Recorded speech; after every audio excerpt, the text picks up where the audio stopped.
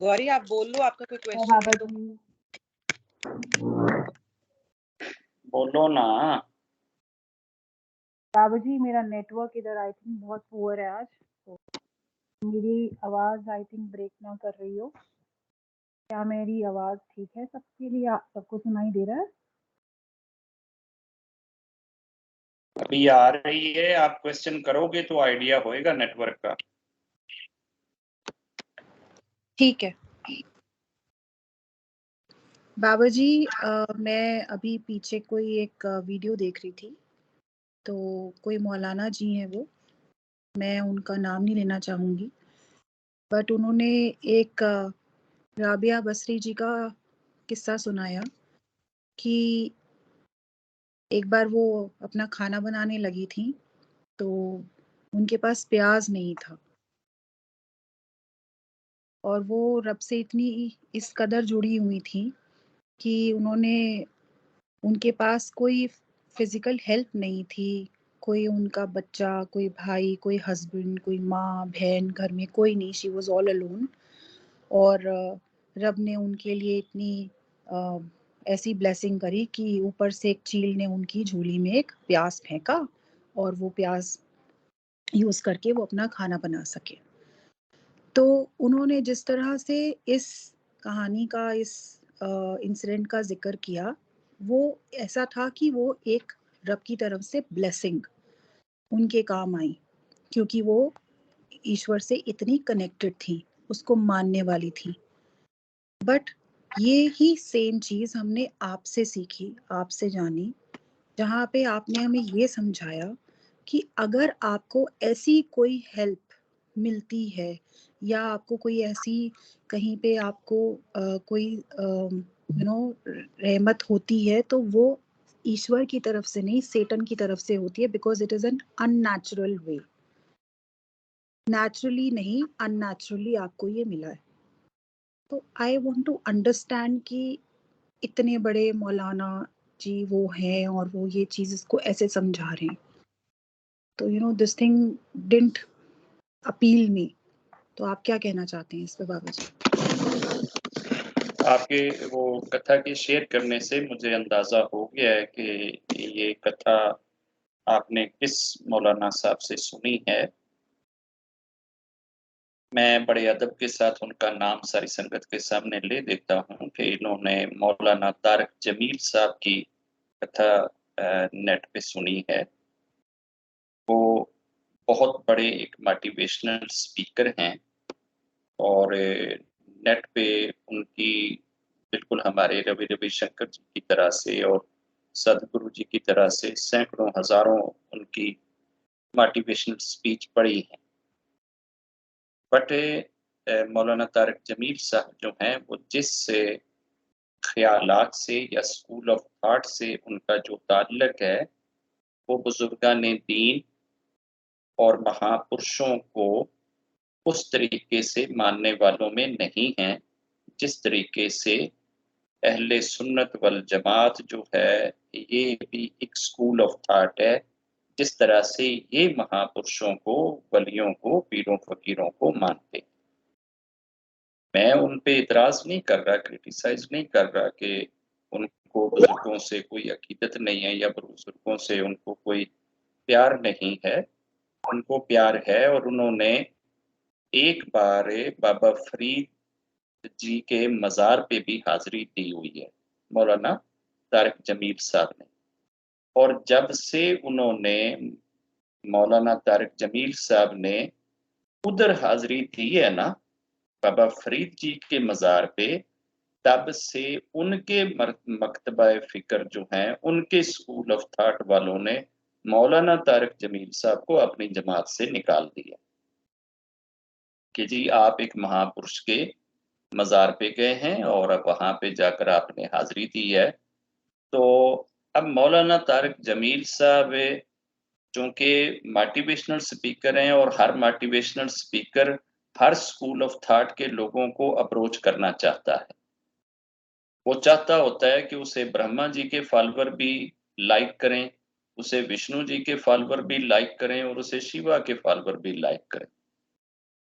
ये अकेले अगर कोई ब्रह्मा जी के फॉलोअर्स को अपनी मोटिवेशन में लाएगा तो विष्णु वाले छुट जाएंगे, तो जे विष्णु वाले फड़ लिया थे शिवा दे भगत छुट जाएंगे।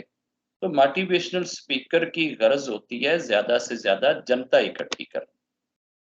तो इसलिए वो फिर सारों को ही ना थोड़ा बहुत लालच देते हैं कि नहीं नहीं मैं ਤੁਹਾਡੀ भी सुनना, नहीं नहीं मैं ਤੁਹਾਡੀ भी सुनना, मैं ਤੁਹਾਡੀ भी सुनना। ठीक है।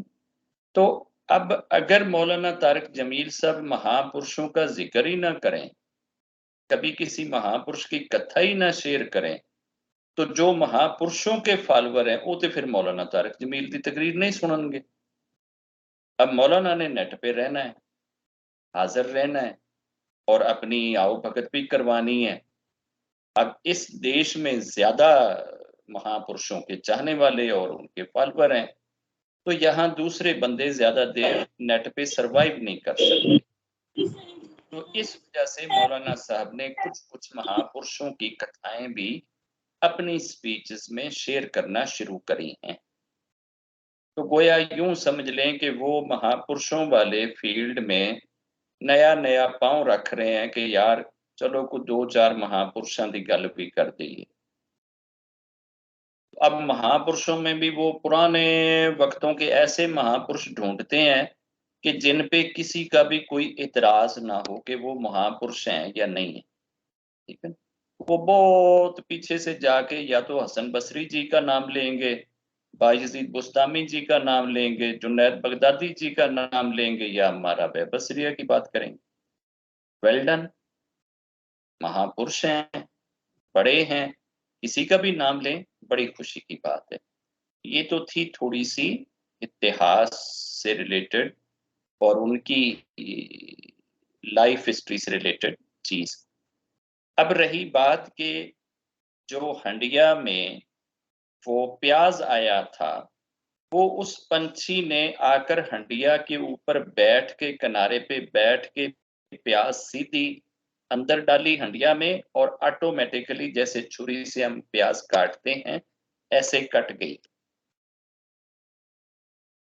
ये जो महापुरुष होते हैं ना, इनकी खुदा के साथ ऐसी कनेक्टिविटी होती है, ये इतने गॉड कनेक्टेड होते हैं कि इनको दरमियान में अगर किसी जगह से कोई हेल्प मिल भी जाए ना तो ये लेने के लिए तैयार नहीं होते। जैसे इब्राहिम जी के पास सीधा एंजल आया था ना, और एंजल ने आकर कहा था ना कि अगर आप कहें तो ये मैं अग्नि उठा के इन्हीं पे डाल दूं जिन्होंने ये अग्नि जलाई है। तो ली हेल्प इब्राहिम जी ने। उन्होंने तो ये क्वेश्चन ही नहीं किया कि ये हेल्प जो आ रही है ये नेचुरल है या अननेचुरल है, ये खुदा की तरफ से है या खुदा की तरफ से नहीं है। जाहिर है कि एंजल आ रहा है तो खुदा ही की तरफ से आ रहा है, उसको ब्रह्मा विष्णु महेश ने तो नहीं भेजा, उनके पास तो एंजल है ही नहीं। अब एंजल जिसके पास भी आएगा यकीनन वो खुदा की तरफ से आएगा, क्योंकि एंजल सिर्फ खुदा के पास है। तो गोया 100% नहीं 1,00,000% इब्राहिम जी को ये विश्वास था कि ये जो एंजल आया है ये रब ने ही भेजा है, बल्कि उस एंजल से सवाल भी किया तो मुझे सिर्फ मेरे सवाल का जवाब दे कि क्या मेरे रब को ये पता है कि मैं किस हाल में हूं। जी तेरे रब को पता है, तेरे हाल का पता है। अगर मेरे रब को मेरे हाल का पता है तो फिर इब्राहिम को तेरी किसी मदद की जरूरत नहीं, तू जा। चला गया। फिर दोबारा आया एंजल और तरह की सहायता देने के लिए, उन्होंने वो भी रिजेक्ट कर दी। तीसरा एंजल आया और तरह की सहायता देने के लिए, वो भी रिजेक्ट कर दी। अब फिर क्या हुआ? अब बंदे और खुदा के दरमियान से पर्दे हट गए। अब बंदे और बंदे के दरमियान में जो एंजल इन्वॉल्व है या एंजल की हस्ती जो हेल्प कर रही है, उन्होंने उसको बाईपास कर लिया है। अब बंदा अपने खुदा से जुड़ गया है और खुदा के नजारों में महव है, खुदा के दर्शनों में महव है। जब बंदे का यकीन और विश्वास इतना ऊंचा हो जाएगा कि वो इन जराए को इस्तेमाल में नहीं लाएगा, तो तब रब कोई ना कोई ऐसा साधन क्रिएट करेगा कि जो रब ने ये वर्तमान जिस फितरत के तहत क्रिएट करी है, रब वो फितरत तक भी चेंज कर देगा। और रब इस चीज पे नाराज नहीं होएगा कि फरिश्ता भी ते मैं ही भेजिया सी ना, तू ले लेंदा ना हेल्प, तू क्यों नहीं लई? इस वास्ते मैं तेनों डबो छड्डिया, इस वास्ते मैं तेनों साड़ दिता कि मैं तो तेरे कोल फरिश्ता कल्लिया सी, तू ही आकड़ गया सी। रब ऐसे नहीं। अब जो राबिया बसरिया जी का फेथ था वो मामूली हस्ती नहीं थी। राबिया बसरिया के जो शिष्य और उनके एज में जो उनके साथ, कभी वो उनके पास जाते थे सीखने के लिए और कभी राबिया उनके पास जाती थी, उनका नाम हसन बसरी था। अब हसन बसरी डायरेक्ट अली जी के शिष्य थे और अली जी डायरेक्ट प्रॉफिट मोहम्मद जी के शिष्य थे। तो आप उनका लेवल देखें, ये उस जमाने की बातें हैं। तो राबिया का फेथ इतना मामूली नहीं था। राबिया का फेथ वैसा ही था जैसे इब्राहिम जी थे कि मुझे इस तरह की कोई हेल्प नहीं चाहिए, मेरे रब को पता है तो बस मेरे लिए इतना ही काफी है। तो राबिया बसरिया ने भी हंडिया सर से ऊंची ले जाके ना नीचे गिरा दी थी, मुझे ऐसा प्याज नहीं चाहिए। मेरे खुदा, तेरी जमीन के ऊपर हजारों नेचुरल जरिए बाकी हैं, तू मेरे किसी और जरिए के से मेरी मदद फरमा दे, ये वाली मदद मुझे नहीं चाहिए। रब ने आगे से कोई ये नहीं उसको डांटा कि परिंदा भी तो मैं ही कर लिया सी ना, तू ले लेंदी। ये उस बंदे के फेथ का कमाल है कि बंदे का फेथ उस चीज को किस एंगल से लेता है, भले से वो रब की तरफ से हो, इवन देन वो ऐसी किसी असिस्टेंट्स को या किसी हेल्प को या सहायता को स्वीकार ही नहीं करते। ये उनके फेथ की हाईनेस है, ऊंचाई है, उनका आला और अरफा दर्जा है कि वो ऐसी किसी चीज को एक्सेप्ट ही नहीं करते। तो उन्होंने उस चीज को उठा के फेंक दिया। अब अगर मौलाना साहब कहते हैं कि ये उनके ऊपर रब की बहुत बड़ी ब्लेसिंग थी, बहुत बड़ी कृपा थी, बहुत बड़ी दया थी कि जी जब उनके पास प्याज नहीं तो पंछी उनको प्याज लाके देते थे, मुझे इस चीज को मानने में कोई एतराज नहीं। मैं भी मान लूंगा, हो सकता है बिल्कुल रब ने भेजा हो, परिंदा भी रब की तरफ से आया हो, प्याज भी रब की तरफ से आया हो, दोनों चीजें रब की तरफ से हो, कोई बात नहीं, इस चीज के मानने में मुझे कोई एतराज नहीं है। मैं तो ये जानता हूं कि राबिया बसरिया जी का रिएक्शन क्या था। प्याज भले से खुदा की तरफ से था, अगर मौलाना साहब ने यहां तक प्याज को पकड़ लिया और रब की तरफ से पकड़ लिया और राबिया जी की तारीफ कर दी, ये नहीं बताया कि राबिया जी का एक्शन क्या था, उन्होंने किया क्या था। उन्होंने हंडिया सर से ऊंची ले जाके बिमा घी के ही गिरा दी थी, ना ये घी चाहिए, ना अब ये हंडिया चाहिए, ना ये प्याज चाहिए, रख अपने पास ही ये सारी चीजें। ऐसे फेथ वालों के लिए ना अर्श से पका पकाया खाना ही फिर आ जाता है, फिर उनको वो प्याज भूनने की भी नौबत नहीं आती। ठीक है, फिर खुदा अपने नूर से ही उनके पेट को भर देता है। ये रब के साथ प्यार के ना अंदाज हैं, मुख्तलिफ अंदाज हैं। जब कोई शख्स रब की तरफ चलना शुरू कर देता है ना, तो फिर ये वसाइल और ये जराए ये बहुत पीछे रह जाती हैं। ये चीज, ये डिस्कशंस बहुत माइनर फिर बन जाती हैं कि ये क्या था या क्या नहीं था।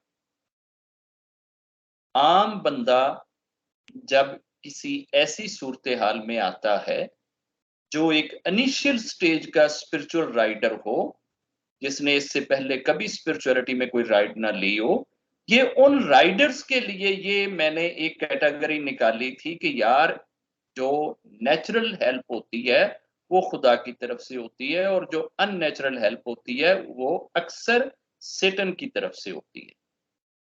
वो 100% आप ये नहीं कह सकते कि अननेचुरल सपोर्ट जितनी है वो सारी की सारी ही सैटर्न की तरफ से होएगी। बीच में कोई एक आध इवेंट ऐसा भी हो सकता है कि अननेचुरल वे में भी रब किसी की मदद करने पे आ जाए, मगर जिनकी अननेचुरल वे में रब मदद करने पे आता है वो तो होते ही उस लेवल पे हैं कि उनको इस तरह की चीजों की जरूरत ही नहीं पड़ती, उनका कनेक्शन ही इंसानों से ऊंचा निकल जाता है। वो फिर हमारे लिए कोड ऑफ लाइफ में नहीं रह जाते, हमारे लिए वो एग्जाम्पल नहीं रहते। हमारे लिए एग्जाम्पल जो है वो प्रॉफिट और मैसेंजर ही होते हैं। हमारे लिए एग्जाम्पल 3D वर्ल्ड ही रहती है। हमारे लिए टीचिंग और preachings he code of life होती हैं। हमने उन्हीं को फॉलो करना होता है। हमने अब ये नहीं करना कि आखिर वो कौन सी तप थी जिसके बाद राबिया की हंडिया में परिंदे आके प्याज डालते थे। हमारे यहाँ तो ये चीज होती है, हमारे देश में तो काम ही यही तरह चलता है। अच्छा फलाने महापुरुष ਨੂੰ फलानी चीज ਲੱਭੀ ਸੀ, ਉਹਨਾਂ ਨੇ ਤਪ ਕਿਹੜਾ ਕੀਤਾ ਸੀ ਤੇ ਕਿੱਥੇ ਬਹਿ ਕੇ ਕੀਤਾ ਸੀ ਤੇ ਕਿੰਨੀ ਵਾਰੀ ਕੀਤਾ ਸੀ। हमारी जाने भला कि रब उनको मिला या नहीं मिला, बस सानू ये दसो कि तप ਕਿਹੜਾ ਸੀ ਤੇ ਕਿੰਨੀ ਵਾਰੀ करना है ते कित्थे बह के करना है ते ਉਹਦੇ ਵਿੱਚੋਂ शक्ति ਕਿਹੜੀ आएगी। हम खुदा के ढूंढने वाले नहीं हैं, खुदा की तलाश करने वाले नहीं हैं। हम इन चीजों की तलाश करने वाले हैं कि अगर आपके घर पे प्याज ना हो और आपको हंडिया में प्याज चाहिए तो जप केड़ा करना है ते कितनी बारी करना है ते कित्थे बह के करना है, किद्दां वो परिंदा आएगा ते परिंदा केड़ा आएगा ते किन्ने प्याज लेके आएगा। हम इन चीजों में खो जाते हैं। तो स्पिरिचुअलिटी एक बहुत बड़ा समंदर है जिसमें करोड़ों लेवल हैं, करोड़ों तरह के इंसानों के। रब हमें वो लेवल नसीब फरमाए जो अपने बहुत ही प्यारे लोगों के भाग में, बख्त में या नसीब में रब लिखता है।